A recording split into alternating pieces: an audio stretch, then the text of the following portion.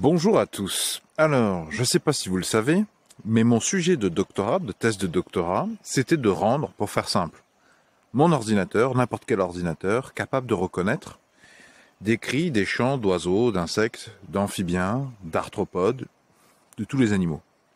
Même de choses qui ne sont pas des animaux, mais qui font quand même du bruit. Je ne vais pas bifurquer là, c'est un sujet à part entière. Alors, j'ai un peu une expérience douce amère et je fais cette vidéo à destination de toutes les associations de préservation, de conservation de la nature ou des gens qui tout simplement aiment bien la nature et trouveront intéressante la proposition que je vais faire. Ce qui était dommage pendant ma thèse, c'est que j'ai travaillé essentiellement sur MATLAB. C'est-à-dire un langage de programmation, je pourrais même dire, c'est pas tellement un langage de programmation, je pourrais même dire que c'est un logiciel payant, un langage de programmation payant, un logiciel payant.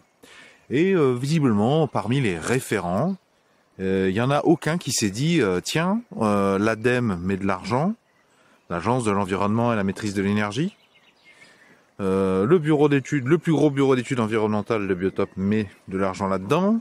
C'est censé être du pognon qui va aider à la compréhension de la nature pour sa préservation, en tout cas son étude, son observation. C'est de l'acoustique passive. On ne fait que écouter. On n'envoie pas de stimuli pour provoquer une réponse qu'on écoute. On écoute de base. On dérange très très peu le monde du vivant. Il n'y a aucun qui s'est dit, c'est complètement con de faire ça dans un logiciel ultra cher, ultra payant. Parce que ce que M. Dufour va faire, futur docteur Dufour, ça sera réservé aux gens qui sont capables de payer 1500 euros, 1500 boules, 1000 boules par an, rien que pour une licence. C'est-à-dire que si tu as une équipe de 5 personnes, de 3 personnes, tu multiplies à chaque fois. C'est complètement con pour les étudiants aussi. Parce que déjà à l'époque, il y avait le langage Python. Il y avait même des adversaires, non pas des adversaires, des concurrents, parce que sur chaque thématique, même très poussée, il y a quand même 4 ou 5 homologues qui travaillent un peu sur le même sujet. Par exemple, Dan Stowell, pendant que je faisais ma thèse de Queen Mary University à Londres, il faisait déjà sur du Python. Et si tu veux, c'est complètement con, il n'y en a pas un au CNRS, dans mes labos, il y en a un qui s'est dit, mais attendez, on va pas faire ça sous MATLAB. C'est payant. Le but, c'est que ça soit diffusé aux étudiants et aux associations partout sur la planète. Je pense par exemple à la CEOR, Société d'études ornithologiques de la Réunion, qui travaille sur, par exemple, le pétrel noir de Bourbon, des espèces de pétrels, de puffins. Mais je pourrais t'en donner d'autres. Les parcs nationaux de Porquerolles. Je dis Porquerolles parce que j'ai beaucoup eu de contact avec eux, mais les parcs nationaux de France, par définition, ce qui les caractérise, c'est qu'ils n'ont pas du pognon. Et donc, nous, on a développé, gros malin, des trucs où même avant même que c'est commencé à être utilisé, juste la partie logicielle, c'est 1500 boules, quand c'est pas 1500 boules par an. C'est complètement con. Et donc, j'aimerais bien, moi, m'occuper de mettre à disposition ces outils gratuitement. Mais il faut que je reparte de zéro. Notamment parce que je peux pas travailler sur des données qui ne m'appartiennent pas. Et alors, je voudrais, si vous voulez, excusez-moi, j'ai reçu un texto là. Je voudrais créer un site internet sur lequel les ornithologues, les naturalistes, les acousticiens, tous les gens qui comprennent déjà pas beaucoup l'acoustique, et encore moins l'acoustique automatisée, et encore moins l'acoustique automatisée avec des méthodes d'apprentissage ou de traitement du signal automatisé, qu'ils aient pas à faire ad vitam aeternam les mêmes erreurs qui les empêchent de faire les études en fait. Parce que, si vous voulez, je me lâche, je vous explique un peu tout. Je sais pas par quel bout le prendre tellement c'est gros. Si vous voulez, le problème c'est que le contribuable français depuis 40 ans, on lui dit il faut mettre de l'argent dans la recherche. Oui, mais très bien, ok, oui, c'est une bonne idée. On a besoin de la recherche pour les sociétés. Oui, il y a une des thématiques, c'est l'écologie. Il faut déjà être capable de mesurer la nature pour savoir comment ça évolue. Oui, d'accord. Mais depuis 40 ans, on finance le citoyen français finance les mêmes travaux.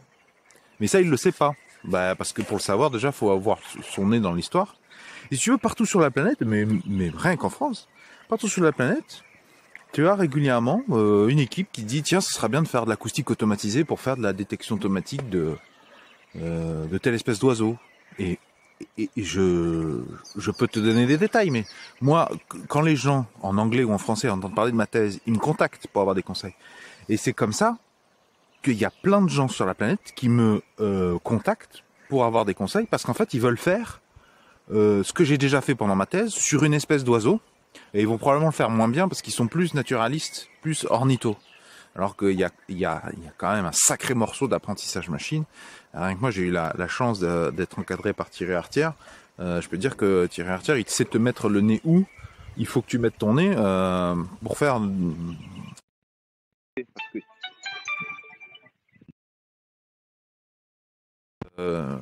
les choses. Et donc, le citoyen français se fait couillonner. Je parle même de corruption, hein, parce qu'à ce niveau-là, c'est vraiment de la corruption universitaire. C'est-à-dire les mecs, ils savent très bien qu'en fait, il faut arrêter de dire qu'on a construit un... Dans les articles, ils disent le premier détecteur automatique de telle espèce d'oiseau en accès libre. Mais c'est jamais en accès libre. Dans 99,9% des cas, c'est jamais en accès libre. Je sais de quoi je parle. Hein. Je sais de quoi je parle parce que moi-même, qui ai les mains dans le cambouis, qui ai fait de la programmation, je n'arrive même pas à utiliser leur putain d'outils où on est censé pouvoir utiliser leur détecteur automatique. Et pour cause, en fait, c'est jamais conçu avec l'idée que ce qui aura été fait, même si ça ne sera pas parfait, ça pourra être réutilisable, même pour un gamin de 8 ans. C'est-à-dire que depuis 40 ans, le contribuable français accepte gentiment de payer des chercheurs que je vais traiter, que je me demande s'ils sont pas corrompus, parce que à ce niveau-là, c'est plus de la connerie. Et surtout, ça leur permet d'avoir une rente à ces chercheurs. Moi, ce que je propose, c'est qu'on va créer un site internet sur lequel tous les ornithologues amateurs, les membres des associations qui, par définition, n'ont pas de moyens, les étudiants, ou tout simplement des labos de biologistes, de naturalistes, de biologistes qui déjà, l'acoustique, ils s'estiment compétents, mais en fait, ils ne le sont pas sur des grosses bases de données, et qui sont encore moins capables de faire de l'automatisation, d'analyse acoustique poussée. Moi, ce que je propose, c'est que je vais faire un site internet, enfin, je voudrais, où, tu sais, comme quand tu donnes un PDF pour que le site internet te le retourne pivoté, tu donnes ton fichier, on te file le résultat, et il n'y a pas de discussion, voilà, c'est du upload, download.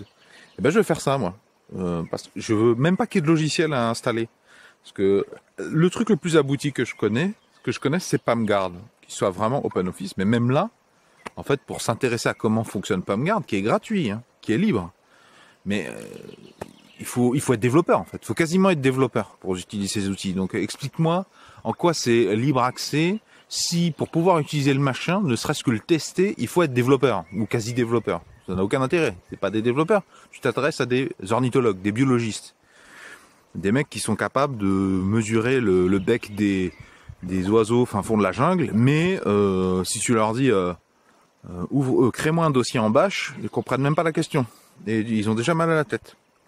Et donc, je veux créer un site internet où n'importe qui sur la planète pourra sélectionner tous ces fichiers, ces enregistrements acoustiques, et ça lui donnera les résultats, c'est-à-dire les détections automatiques. Alors je voudrais commencer petit pour faire une espèce.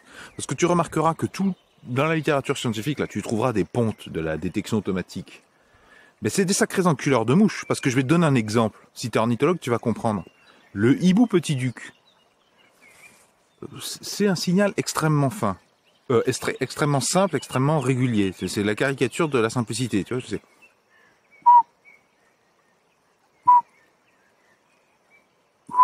Bon, c'est à peu près toutes les secondes, et j'ai un écouteur, là, ça modifie ma perception de mon son. Bon, c'est ça. Eh ben, il n'y a pas ça.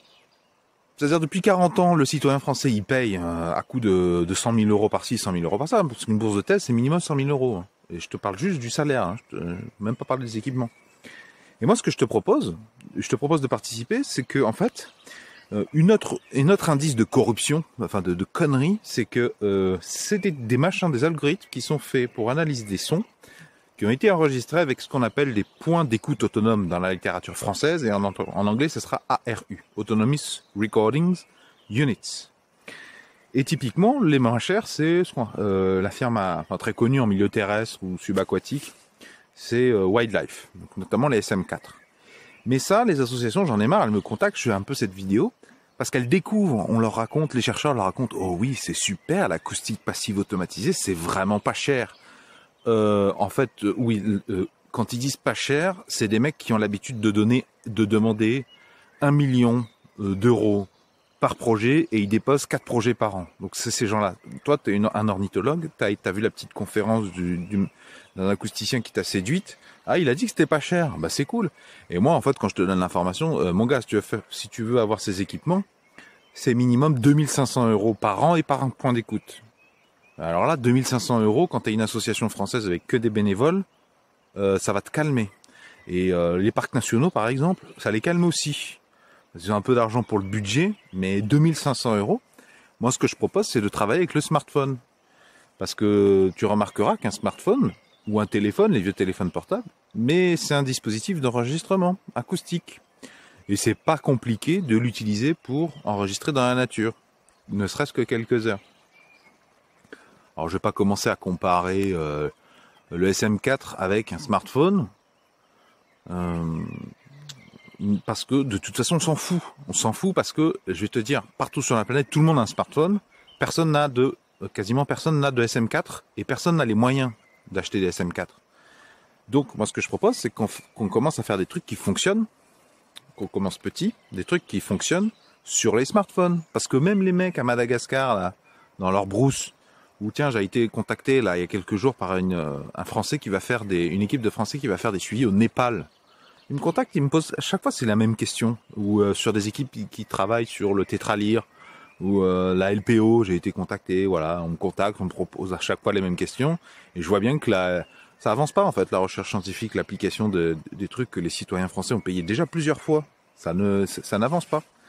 Et la réponse est simple, on va utiliser les smartphones, parce que déjà, si on arrive à faire quelque chose qui fonctionne sur les smartphones, je vois pas pourquoi on n'y arriverait pas, parce que je sais ce que c'est que la tronche des enregistrements, des spectrogrammes en fréquence des smartphones, et c'est suffisant. Et le but du jeu, voilà, si on est malin, c'est d'arriver à faire des trucs qui fonctionnent sur les smartphones, parce que tout le monde, même dans la jungle chinoise, des ornithologues, eux, ils seront capables de se dégoter un téléphone, même un vieux téléphone portable type Nokia 3310, même ça. Il y a possibilité de faire des choses, mais c'est un truc que personne ne fait. Et je pense que c'est un truc que personne ne fait parce que, je sais pas trop pourquoi, peut-être parce qu'ils n'ont pas envie vraiment de trouver des solutions. Et puis aussi, bon, une des raisons pour lesquelles ça n'a jamais été fait, c'est que les ornithologues, habituellement, c'est un des trucs qu'il faut leur répéter, c'est que leurs enregistrements à eux, les ornithologues, ils viennent avec un dispositif d'enregistrement, ils savent où est l'oiseau, ils viennent quasiment lui mettre le microphone d'enregistrement dans la bouche. Donc avec ces enregistrements, c'est très beau pour faire découvrir aux enfants ou pour te remémorer, mais ça sert à rien pour faire des outils d'enregistrement acoustique. Parce que toi précisément, tu veux mettre ton truc, ton dispositif, tu vas manger à 200-300 mètres ou tu reviens même dans quelques jours. Et donc la qualité de l'enregistrement sera bien médiocre.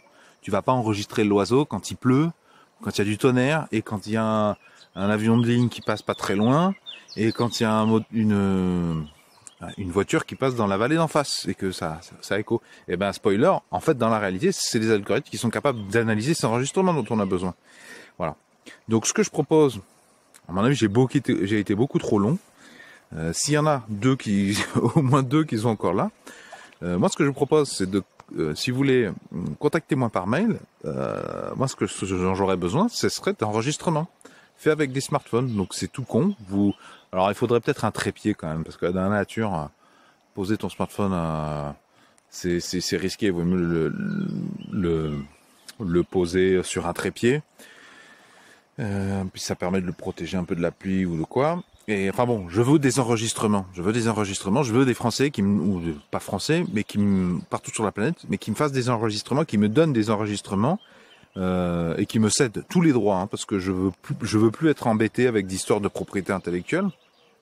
Moi, je veux travailler sur Python ou de toute façon un autre langage gratuit et libre, mais je vois pas de meilleur candidat que Python. Et tout sera partageable, quoi. Je veux que ça diffuse un maximum, donc moi je suis prêt à renoncer à tous les droits. Et ce que je voulais dire aussi, c'est que je veux aussi des enregistrements où il n'y a pas d'oiseaux. Alors je ne sais pas si vous en trouverez, mais peut-être en ville ou en milieu semi-urbain, à certains moments, des enregistrements où il y a des événements acoustiques, inintéressants, enfin a priori inintéressants, ce qu'on appelle les parasites. Ce que je vous disais, des bruits de pluie, des bruits de vent, des bruits de saturation du micro à cause de la pluie et du vent, ou du passage d'un avion, ou des voix humaines, ou quelqu'un qui fait du bruit parce qu'il cherche un sac en plastique dans sa voiture. Ça, ces enregistrements, c'est important, parce que c'est des exemples d'apprentissage pour dire aux algorithmes, tu vois, tous ces machins là, parce qu'en fait, il n'y a jamais de silence, mais il y a plein de bordel. Ça, c'est des exemples d'événements acoustiques qui sont pas ce qui m'intéresse. Et donc, on en a cruellement besoin. Donc, si vous voulez commencer à participer à ce projet, c'est complètement bénévole, complètement gratuit, mais la finalité, c'est que ça puisse être utilisable par les associations type LPO, par tous les parcs nationaux, par tous les Français qui vont à l'étranger, dans les jungles chinoises, au Népal, en Afrique, pour essayer de faire des suivis. Voilà. Posez-moi vos questions par mail, parce que la plupart du temps, quand vous êtes ornithologue naturaliste, vous comprenez, je vous le dis pas méchamment, vous comprenez que dalle au problème, et donc vous avez beaucoup de préjugés qui nous font perdre énormément de temps et d'argent. Voilà, donc vous pouvez m'envoyer des enregistrements. Si vous êtes prêt, à être motivé, que vous voulez un petit peu plus de conseils, eh bien contactez-moi au mail qui se trouve dans la section à propos de la présente chaîne YouTube. Voilà, vous me dites voilà, je comprends ton délire, ou je comprends pas ton délire, est-ce que tu peux donner d'autres, est-ce que tu peux répondre à telle question, etc., etc. Et moi, voilà, on est dans la première phase, j'aurais besoin d'enregistrements, et j'ai besoin d'enregistrements diversifiés, parce que moi j'enregistre avec mon smartphone, mais mon smartphone c'est une certaine marque, un certain modèle, un certain micro qui a été installé sur des milliers, des millions de téléphones portables, mais l'année suivante ou l'année précédente, c'était pas déjà plus les mêmes. Et tout ça joue. J'ai pas envie d'entraîner des algorithmes qui vont être très dépendants de mon modèle de smartphone. C'est pas le but de la manœuvre. Le but, c'est que ça fonctionne sur tous les enregistrements faits par un vieux téléphone ou un smartphone.